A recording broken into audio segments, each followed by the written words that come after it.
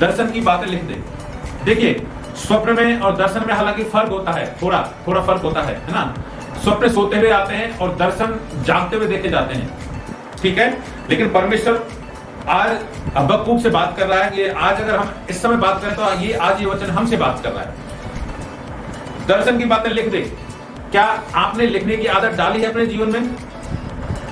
देखिए अगर पूरी बाइबल में आप लिखना शब्द ढूंढे, लिखना लिख दे, पट्टियों पर लिख दे, ये आपको वचन में अगर ढूंढे तो आपको बहुत सारे वचन मिल जाएंगे। यानी परमेश्वर चाहता है कि जब आप बाइबल को पढ़ें, परमेश्वर आपसे बात करे, परमेश्वर कुछ दर्शन में बात करे, आपको स्वप्न में बात करे, वचन से बात करे, प्रभु के अगुवाओं के द्वारा बात करे, या कुछ एक अपने आप को अनुभव आए कि प्रभु आज मुझे वचन से बात करा। तो क्या आपने लिखना शुरू किया है? अगर देखो ये परमेश्वर कह रहा है तो इसका मतलब कोई ना कोई मायने है। बिना मायने के परमेश्वर कभी वचन के अंदर ही बातें लिखी हुई हैं। पट्टियों पर भी साफ साफ लिख दे कि दौड़ते हुए भी सहज से पढ़ी जाए। आप दौड़ते तो पढ़ सकते हैं, आप कभी कभी क्या छोटे अक्षर लिखेंगे तो पढ़ सकते हैं कि हम तो दौड़ते नहीं पढ़ सकते, लेकिन बड़े बड़े अक्षरों में आप अपने घर मकान में कहीं भी लिखिए ताकि दूसरे लोग भी पढ़े, चलते चलते साफ साफ पढ़ी जा सके। मैंने अपने जीवन में ये आदत बनाई और वर्षों से मेरी आदत है। मैं जब से विश्वासी बना हूं तब से मैं लिखने की आदत मैंने डाली। हालेलुया। चलिए प्रकाशित वाक्य 1:19 निकालिए।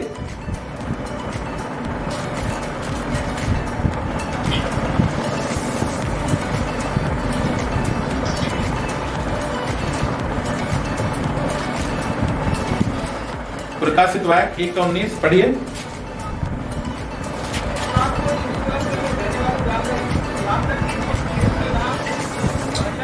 रुको रुको रुको रुको रुको। प्रकाशित वाक्य 1:19।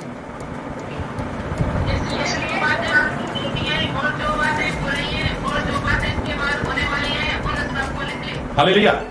देखिए जब आप वचन ढूंढते हैं तो आंखों को खोलिए और आप पढ़ते क्या देखते क्या आपको मिल जाता है। या इसका मतलब पवित्र आत्मा से हेल्प नहीं मांगते आप, है ना। आपको वचन पढ़ने में मिसगाइड कौन कर रहा है? रोकिए उस चीज को, आप पढ़ना सीखिए। पवित्र आत्मा से वही वचन हम बात पढ़ना चाहिए। क्या लिखा है? इसलिए जो बातें तूने देखी हैं, इसलिए जो बातें तूने देखी हैं अपने जीवन में। आप मसीह कब से हैं? आप मसीह बने हुए कितने समय हो गए आपको? और इस समय के दौरान हमने कौन कौन सी बातें देखी आपको याद है क्या? क्या आप एक एक बात को जो आपने शायद हो सकता है साल भर पहले, 2 साल 5 साल पहले गवाही दी, क्या वो आपको याद है? आपके जीवन में क्या क्या घटा, आप कैसे मसीह में आए, बहुत सारी बातें आपके जीवन में होती हैं। क्या उन बातों को आप याद रखते हैं? क्या परमेश्वर को अच्छी तरह मालूम है हम याद नहीं रख सकते। मनुष्य का एक स्वभाव है, भूल जाता है इंसान। इसलिए परमेश्वर चाहता है कि लिखना आप शुरू करें। इसलिए जो बातें तूने देखी हैं और जो बातें हो रही हैं और जो बातें इसके बाद होने वाली हैं उन सब को लिख ले। देखिए मैं ये 2-4 वचन आपको इसलिए बता रहा हूं कि लिखने का मतलब क्या है, लिखाना परमेश्वर क्यों चाहता है, आपके जीवन में परमेश्वर डायरी लिखवाना क्यों चाहता है। मैं मात्र 3-4 वचन मैंने लिए हैं, उसके बाद हम कुछ अलग तरीके से बात करेंगे। लेकिन मैं वचन से आपको दिखाना चाहता हूं कि आप अगर लिखना आपकी आदत में है, लिखना आपको अच्छा लगता है, इसका मतलब परमेश्वर के मार्ग में आप बढ़ रहे हैं। परमेश्वर जैसा चाहता है। कभी कभी हमको मालूम नहीं होता प्रभु का वचन क्या कहता है, लेकिन हम ऐसा करने लगते हैं और जब बाद में वचन में ऐसा मिलता है तो आपको आनंद आता है, उछल पड़ते हैं, ओह ये तो वचन पहले से ही लिखा हुआ है। इसलिए जो बातें तुमने देखी हैं स्वप्न में, दर्शन में, ख्वाबों में, विचारों में, वचन में, क्या क्या देखा है, लिख लो। हालेलुया। एक वचन आगे हम देखेंगे 21 का, इसी प्रकाशित वाक्य में 21 अध्याय का 5 वचन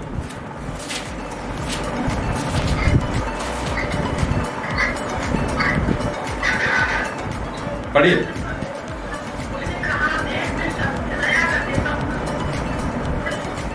हालेलुया। देख मैं सब कुछ नया कर देता हूं। जो सिंहासन पर बैठा था उसने कहा, देख मैं सब कुछ नया कर देता हूं। फिर उसने कहा, लिख ले क्योंकि ये वचन विश्वास के योग्य और सत्य हैं। लिख ले, जो मैं कहता हूं लिख ले। आज प्रभु का दास आपके साथ क्या बातचीत कर रहा है, लिख लो उन बातों को, उन वचनों को लिख लो। हम लगातार कितने महीने साल, काफी लंबा समय, मुझे वक्त याद नहीं है, लेकिन अगर हम याद लिखेंगे, हमारी पहली मीटिंग कब हुई आपको मालूम है क्या? हमारी ऑनलाइन पहली मीटिंग कब हुई? किसी को मालूम नहीं है ना? किसी को मालूम नहीं है? कोई तारीख बता सकता है? नहीं बता सकते, क्योंकि हमने लिखा नहीं। हालेलुया। लेकिन अगर हम लिखते तो हमें हर चीज याद रहती है, इसलिए परमेश्वर वचन कहता है लिख ले। और ये वचन जो परमेश्वर कहता है हम जो लिखते हैं वो विश्वास के योग्य और सत्य हैं। जो आप लिखना जब चालू करते हैं तो उनमें एक विश्वास आता है और वो सत्य होते हैं। देखिए, एक पुरानी कहावत है, अगर आप, मैं उस कहावत को सही तरीके से तो नहीं मालूम, लेकिन हम उसका मीनिंग बता रहा हूं। लिखने वाला हिसाब को लोग न्याय में भी स्वीकार करते हैं। अगर आपने लाखों रुपए किसी को दिए हैं और आपने मौके रूप से दे दिए, ठीक है भाई उस समय दे देना, और लिखा कुछ नहीं है, तो उसका कोई आपका मतलब नहीं है। लेकिन बनिया लोग क्या होते हैं, हर चीज को अगर उन्होंने 2 रुपया भी दिया है, 1000 रुपए दिए लाख, तो वही खाते में लिखते हैं। और फिर बाद में पीढ़ी दर पीढ़ी में अगर वो उसका पिता मर जाता है, दादा मर जाता है, तो पोतों पर पोतों को चुकाना पड़ता है। इसलिए लिखना कितना महत्वपूर्ण है, आप समझिए बातों को। बाइबल अगर आपके सामने ये लिखी हुई नहीं होती तो क्या आप आज इधर होते क्या? अगर वचन लिखित रूप में हमारे सामने नहीं होता तो हम इस पवित्र प्रेमी बाइबल को हम कैसे पाते? हालेलुया। तो चलिए पुराने नियम में देखते हैं कुछ बातें। निर्गमन 17:14 निकालिए, निर्गमन की पुस्तक।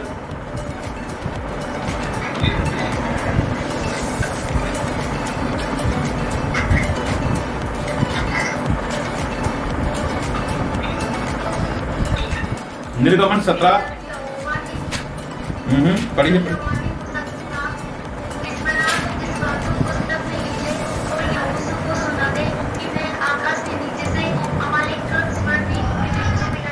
हालेलुया।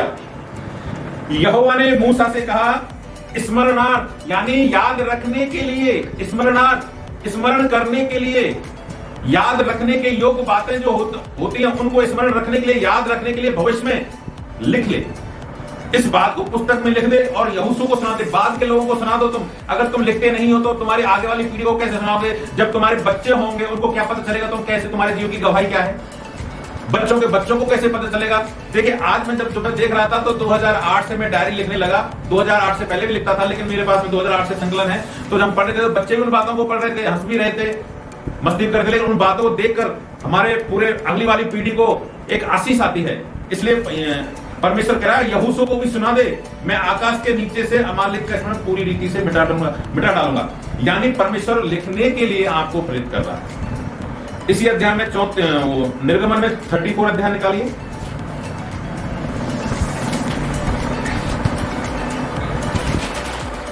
उसका 27 वचन पढ़िए।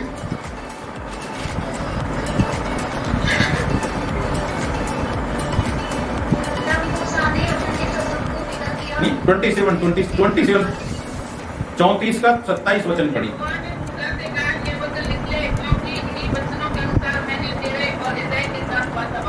आमीन।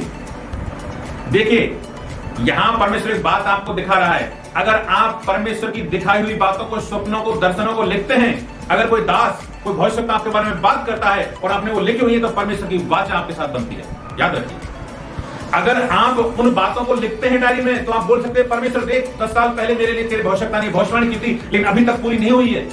Please Lord Jesus, I love you, लेकिन मेरे लिए तो पूरा कर, ये भविष्यवाणी पूरी हुई है। परमेश्वर वाचा में बनता है इस बात से।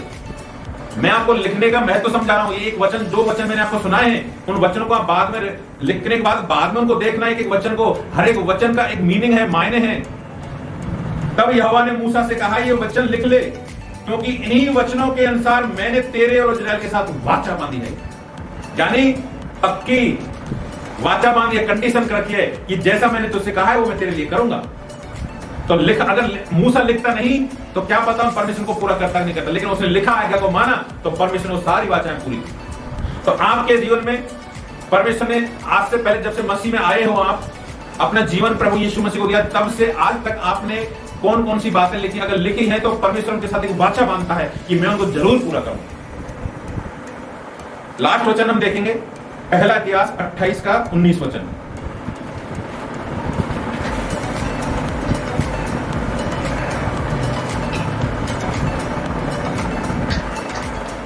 पहला इतिहास 28 अध्याय 19 वचन।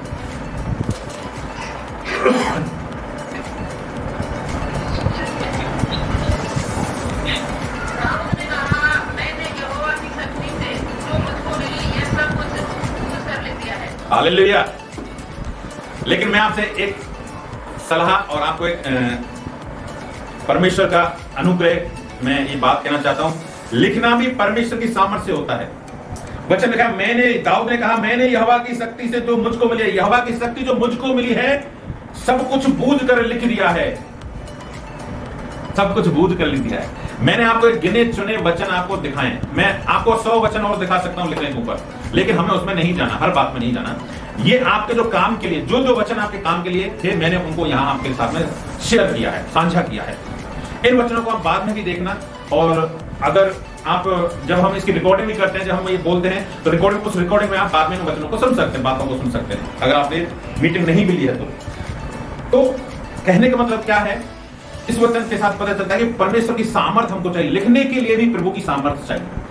अगर आपके ऊपर अभिषेक नहीं है तो आपका लिखने का कभी मन नहीं करेगा, और लिखेंगे तो 10 दिन लिखेंगे, 1-2 मीटिंग लिखेंगे, लेकिन वर्षों तक, जीवन भर नहीं लिख सकते।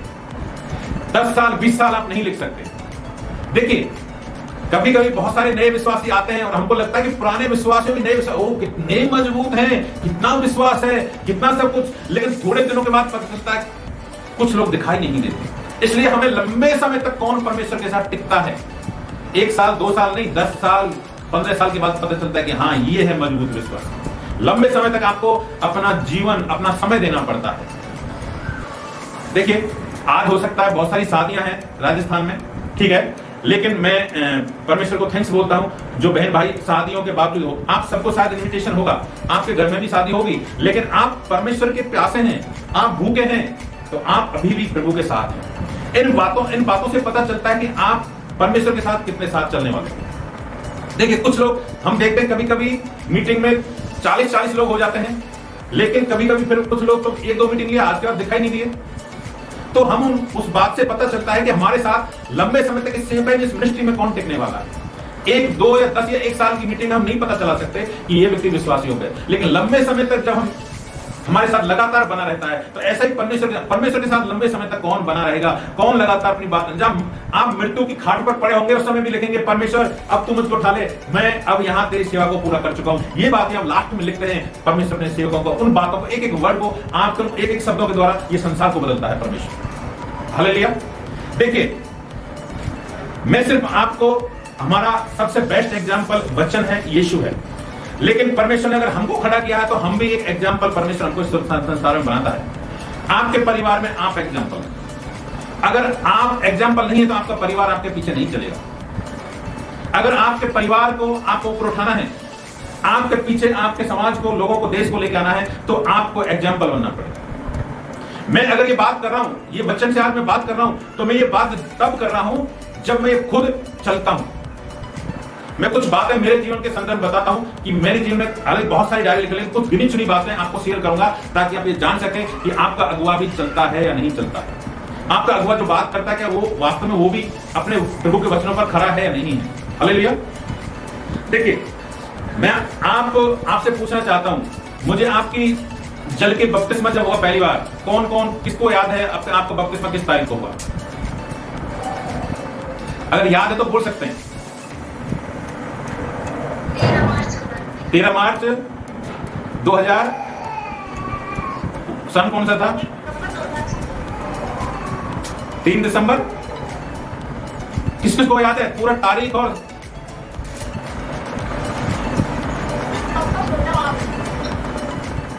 किसी को याद है?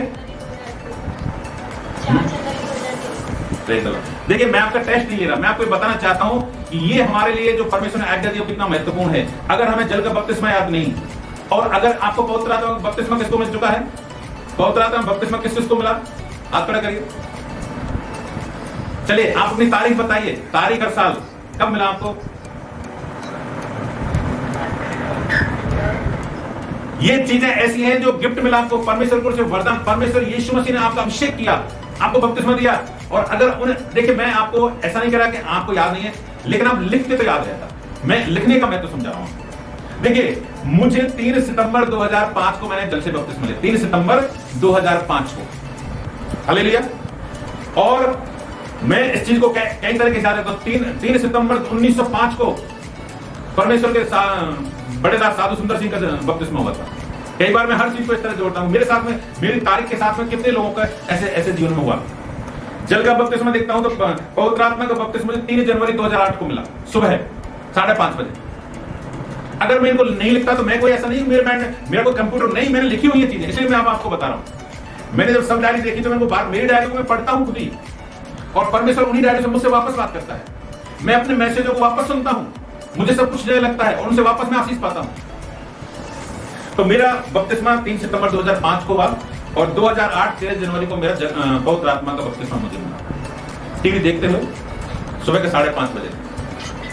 और मैं आपको ये चीजें क्यों दिखा रहा हूं, मैं वचन के अनुसार क्या मैं भी ऐसा करता हूं क्या?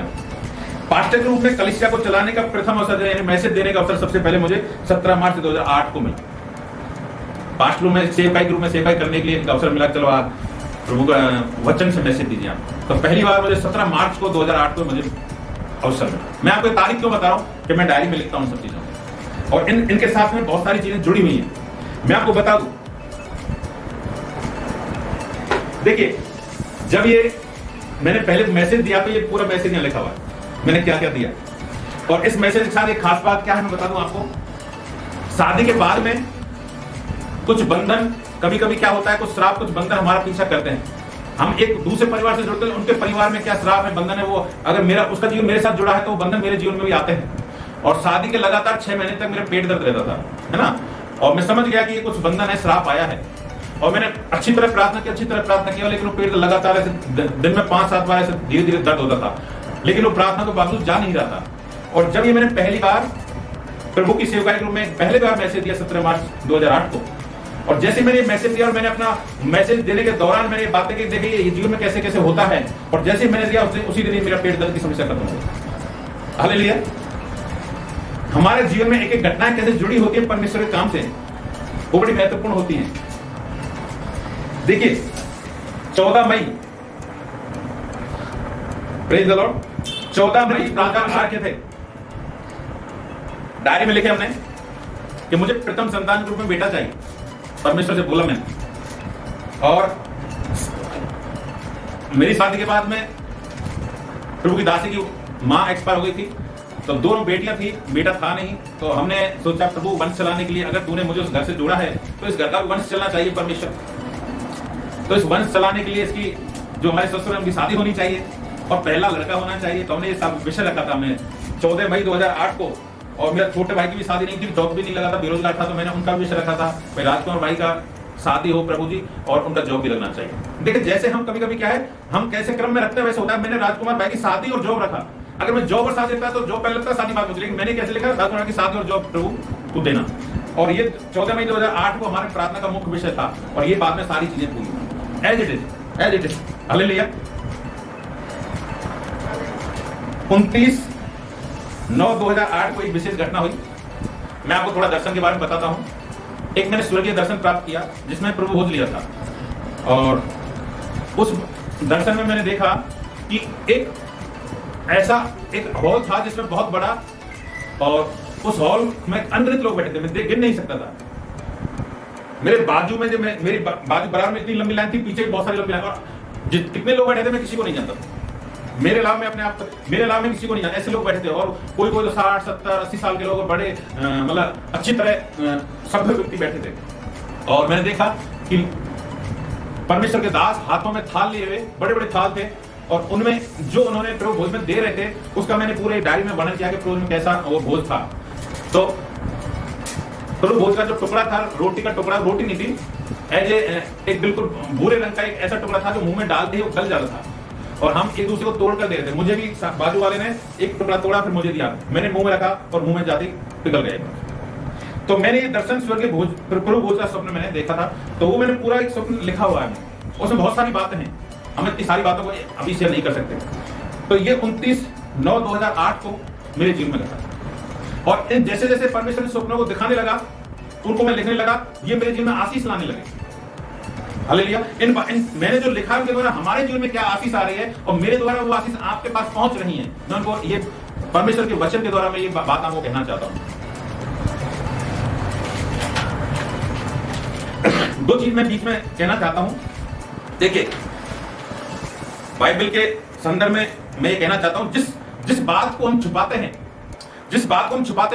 उसका हम पर अधिकार होता है।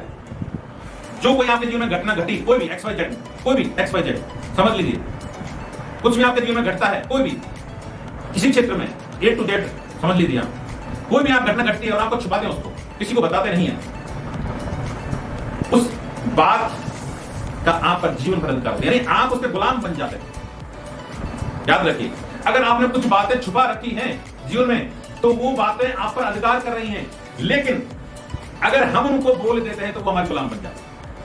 तो मैंने जब ये जाना इस बात को, तो मैंने ये निश्चय किया अपने जीवन में कि हम अपनी गुप्त बातों को एक दूसरे के साथ शेयर करें। अगर कुछ बातें कलीसिया में शेयर करने वाले तो कलीसिया में शेयर करें, अगर आप परिवार में शेयर करने वाली बातें तो परिवार में शेयर करें। लेकिन सबसे बड़ी बात मैं सलाह देना चाहता हूं कि जैसे पति पत्नी के रिश्ते होते हैं तो कभी भी एक दूसरे से कोई बात छुपाएं नहीं। अगर आपको फुल 100% आशीष लेनी है संसार में, परमेश्वर के राज्य की आशीष से पानी है, तो पति अपनी पत्नी से कुछ भी बात ना छिपाए। मेरे जीवन में मैंने ये लागू किया है। मेरे जीवन में मेरी चीज कोशिश, जब मैंने इस चीज को समझा तो शपथ लें, ये शपथ ले लो कि मैं अपनी पत्नी से कुछ भी नहीं छिपाऊंगा। भाई लोगों से बोल रहा हूं और अगर बहन लोगों से बोल रहा हूं, अगर आप इस मसीह हैं तो ये शपथ लें कि मैं अपने पति से कुछ भी नहीं छुपाऊंगी। मैंने अपने जीवन में मेरे जीवन में आपको बताऊं तो मैं एक पापी इंसान हूं और मेरे जीवन में मैंने गलत किया, अच्छा कुछ भी नहीं किया, लेकिन मैंने सब कुछ अपने आप को ओपन कर दिया शादी के बाद। जो लोग बताने में शर्माते हैं, खुलेआम प्रभु यीशु मसीह के नाम में हमने अंगीकार किया, हाँ मैं ऐसा पापी। तो आप अपने जीवन में याद रखिए, अगर आप परमेश्वर के राज्य के वारिस बनना चाहते हैं, परमेश्वर के राज्य में आप उच्च स्थान प्राप्त करना चाहते हैं और इस संसार में भी आप आशीषित बनना चाहते हैं, तो कभी छुपाना बंद कर दीजिए और शेयर करना चालू कर दीजिए। मैंने आपको पहले एक बहन की गवाही दी थी। एक इंदौर की बहन थी जो उसके साथ में उसके मामा ने और उसके रिश्तेदारों ने व्यभिचार किया, लेकिन जैसे उसने ये बात बोली, दुष्ट आत्माओं से आजाद हो गई। मैं नहीं जानता, लेकिन अगर हमारे जीवन की कुछ आशीषें रुकी हुई हैं तो ये एक कारण होता है। हालेलुया। और देखिए, एक बात मैं इसके साथ में कहना चाहता हूं, हट करना भी छोड़ दीजिए आप। कभी कभी हम हट करते हैं, हम मसीह लोग भी कभी कभी हट में जीते हैं। एक वचन आप देख सकते हैं, पहला शमूएल 15:23 पढ़िए। पहला शमूएल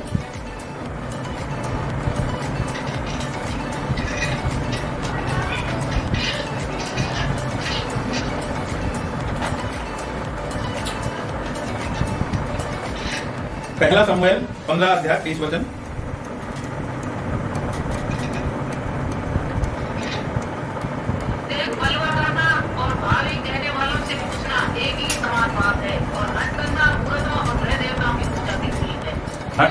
हट करना क्या है? हट करना किसके समान है?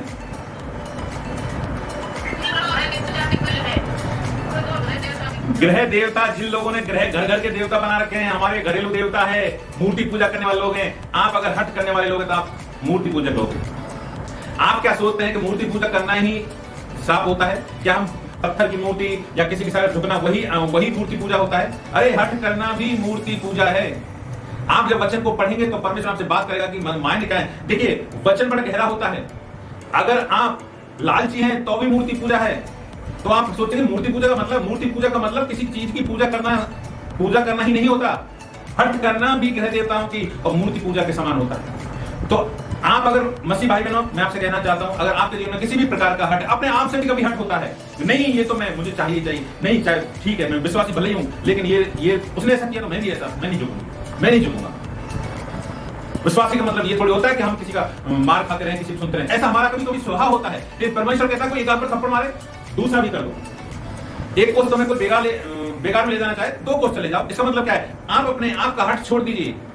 इसका दूसरा मतलब यह है कि आप हट करना बंद कर दीजिए। आप सामना मत करिए, आप जवाब देना बंद कर दीजिए। हम क्या बोलते ज्यादा है। पति अपनी पत्नियों से हट करते हैं और पत्नी अपने पति से हट करती है। आप अपने आप से बातें करना रहा। क्या वचन के अनुसार हम जीवन जीते हैं? हम अपने आप को मसीह भक्त तो कहते हैं, मसीह सेवक तो कहते हैं, मसीह विश्वासी तो कहते हैं, लेकिन क्या हम वचन के अनुसार जीवन जी रहे हैं? क्या असली मुद्दा यह है कि हम वचन के अनुसार जीना चालू कर दीजिए। सिर्फ सुनने वाले नहीं, लेकिन चलने वाले हो। आमीन। देखिए, प्रभु के मेरे जीवन में 3 आवश्यकता ऐसे लोग आए जिन्होंने मेरे बारे में भविष्यवाणी की, और मैंने उन भविष्यवाणी के हर एक वचन को लिखा हुआ है। और देखिए, ये भविष्यवाणी की थी 19 जून 2011। दो प्रभु के भविष्यवक्ता थे जिन्होंने 19 जून 2011 को भविष्यवाणी की थी, और एक प्रभु का दास बाद में आया था और उन्होंने 24 जुलाई 2011 को मेरे लिए भविष्यवाणी किया। मैं उन भविष्यवाणियों को आपसे साथ शेयर करना चाहता हूं। क्यों करना चाहता हूं? क्योंकि परमेश्वर, अभी वचन में लिखा है कि परमेश्वर लिखे हुए के साथ वाचा बांधता है, वाचा बांधता है। इजराइल और दाऊद के साथ में परमेश्वर वाचा लिख ले, मेरी वाचा रहेगी इजराइल के साथ में। दाऊद, हालेलुया। और मैं उन बातों को आपके साथ शेयर करना चाहता हूं। प्रभु के 3 भविष्यवक्ता दास जो तीनों अलग अलग स्थानों के थे, एक जगह नहीं थे, और अलग अलग समय के मैं पालकपुर आए थे, और मेरे लिए एक जैसी तीनों ने परफेक्ट वही शब्द बोले। ये बड़ी आश्चर्य की बात है।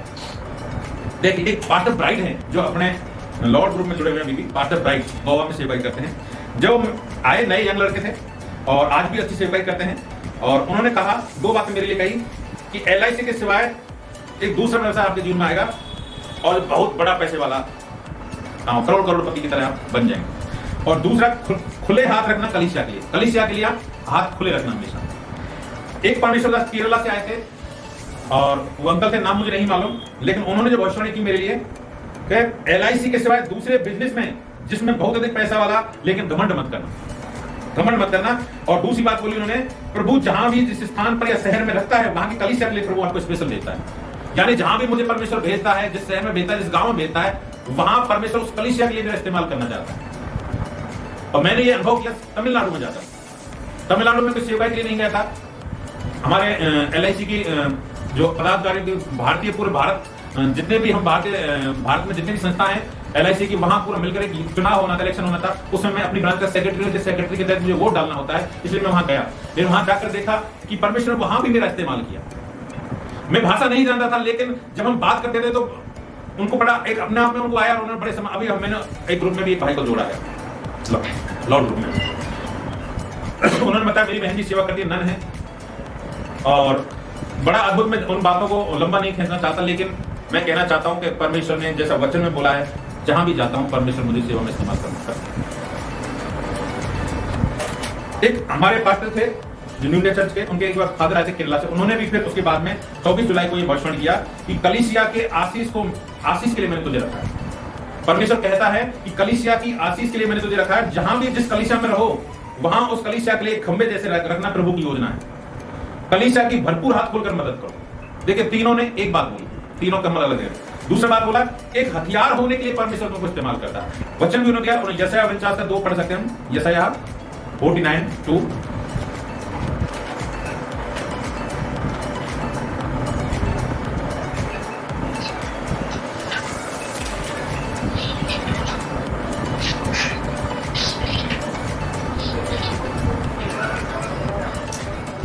का 2 पढ़िए, 49 का 2 पढ़िए।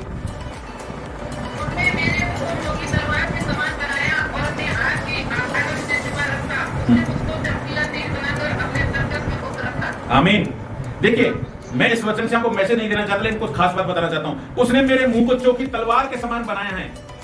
मेरे मुंह को चौकी तलवार के समान बनाया है। यानी तलवार क्या है? वचन के अनुसार ये वचन है ना, ये तलवार है। परमेश्वर तो वचन तलवार है, लेकिन मेरे मुंह को चौकी तलवार के समान बनाया है। आज हम देख सकते हैं हमारी मिनिस्ट्री कहां का कैसे बढ़ रही है। तो जो हमारे मुंह से जब शब्द निकलते हैं, परमेश्वर अगर मेरे मुंह के शब्दों को तलवार नहीं बनाता तो आज लोगों के जीवन में काम नहीं हो रहा होता। परमेश्वर ने वचन को पूरा किया है, कर रहा है, करता रहेगा। आमीन। और अपने हाथ की आड़ में मुझे छिपा कर रखा है, और उसने मुझको चमकीला तीर बनाकर अपनी तरकस में गुप्त रखा है। गुप्त यानी अभी सामर्थ परमेश्वर दिखाना बाकी है, तरकस में गुप्त रखा हुआ है। यानी परमेश्वर ने कितना जो सामर्थ्य देखा है हमको भी नहीं मालूम है।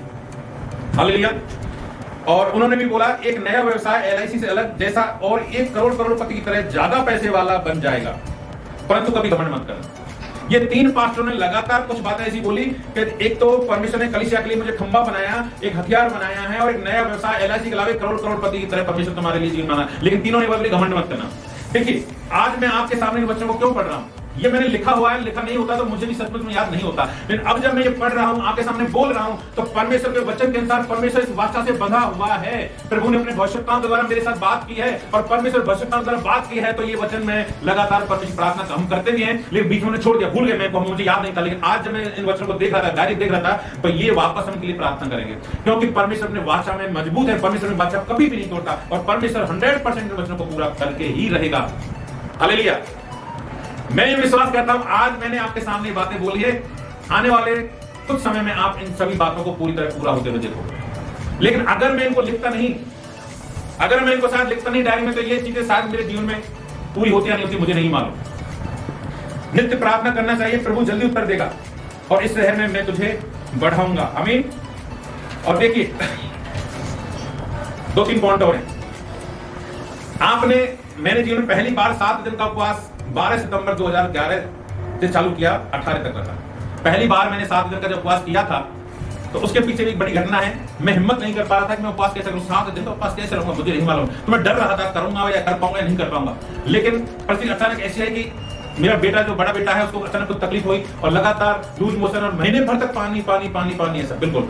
और जब प्रभु के दास जिसकी मैं बात कर रहा हूं, उन्होंने, मैंने फोटो दिखाया परमेश्वर, मेरा ये बेटा है, तो उन्होंने जब प्रार्थना की तो परमेश्वर को दिखाया कि शैतान इसको पेट में गर्भ से ही मारने वाला था, गर्भ में ही नाश करने का प्लान किया था। और शैतान के प्लान, जब उन्होंने प्रार्थना किया उसके बाद चंगाई, तो वो जब मैंने पता चला ज्यादा तकलीफ हो रहा था तो मेरे मन में मैं डर भूल गया और मेरे अंदर एक आ गया कि मैं 7 दिन का उपवास करूंगा। और मैंने 7 दिन का उपवास किया 12 सितंबर 2011 से लेकर 18 सितंबर 2011 तक मैंने। और उसमें एक वचन दिया था प्रभु ने, वो वचन का भी एक बड़ा लंबा मैसेज है, मैंने कई बार कई कलीसिया में दिया, लेकिन मैं आपको सिर्फ वचन दिखाना चाहता हूं। पहला यूहन्ना 3:1 आप देख सकते हैं, वचन पढ़ सकते हैं।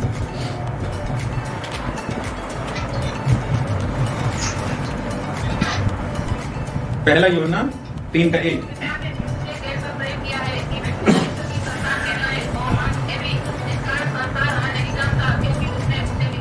आमीन, हालेलुया। देखो, पिता ने हमसे कैसा प्रेम किया है कि हम परमेश्वर की संतान कहलाए। मुझे कंफर्म किया परमेश्वर ने 7 दिन का उपवास में कि तू मेरा बेटा है, तू मेरा बेटा है। मैं पहले संबंध को नहीं जानता था, मैं सिर्फ प्रार्थना करता था, बस विश्वासी का जीवन जीता था। लेकिन जब मैं 7 दिन का उपवास किया तो परमेश्वर ने मुझे कंफर्म किया वचन देकर, अरे तू क्यों चिंता करता है, तू तो मेरा बेटा है, जो मेरा है वो सब कुछ तेरा है, तो तू क्यों चिंता करता है।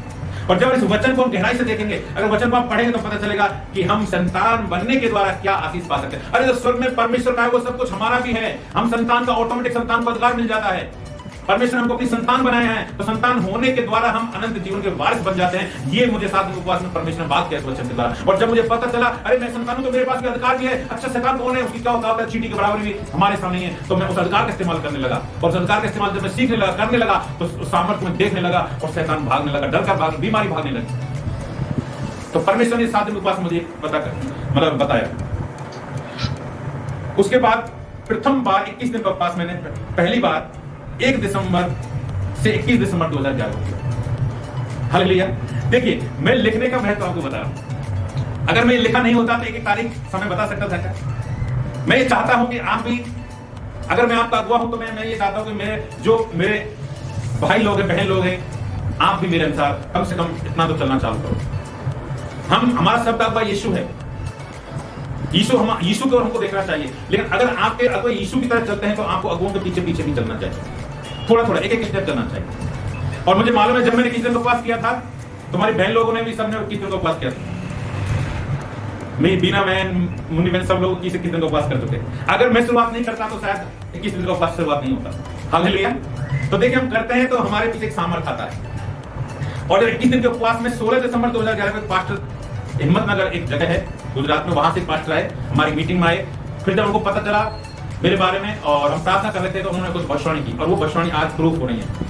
उन्होंने 16 दिसंबर 2011 को भविष्यवाणी की थी, वो आपको शेयर करना चाहता हूं। उन्होंने पहली भविष्यवाणी की थी कि परिवार और समाज के लोगों के द्वारा विरोध होगा।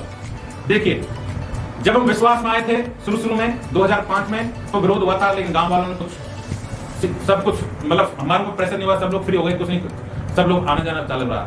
लेकिन अब देखिए 2011 में भविष्यवाणी हुई थी, लेकिन ये भविष्यवाणी का आज हम 2023 में देख सकते हैं। जब हमने अपना सेमिनार किया उल्लूपुरा गांव में, पूरे गांव और परिवार के लोगों ने विरोध किया हमारा, हम देख सकते हैं। तो भविष्यवाणी कभी ऐसा नहीं आज भविष्यवाणी किया इस साल 1 महीने बाद पूरी हुई, जरूरी नहीं है, लंबे समय बाद हम देख सकते हैं। तो परिवार और समाज के लोगों के द्वारा विरोध होगा, ये प्रभु के दास ने भविष्यवाणी की थी। आज मैं जब पढ़ा था तो मुझे पहली बार पता चला ये भविष्यवाणी पूरी हुई।